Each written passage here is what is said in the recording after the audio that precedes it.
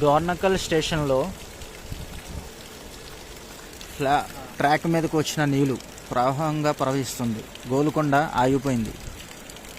చూడండి ఎలాగుందో. Dornakal station track మీద నీళ్లు. ప్లాట్ఫారం చూడండి. డోర్నకల్ స్టేషన్ 2వ నెంబర్ ప్లాట్ఫారం, 3వ నెంబర్ ప్లాట్ఫారంలో ట్రాక్ నుంచి పోతున్నాయి. విపరీతమైన వర్షంతో నిన్నటి నుంచి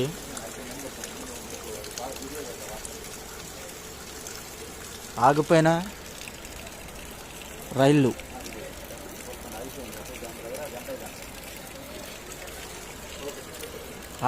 రైళ్ళు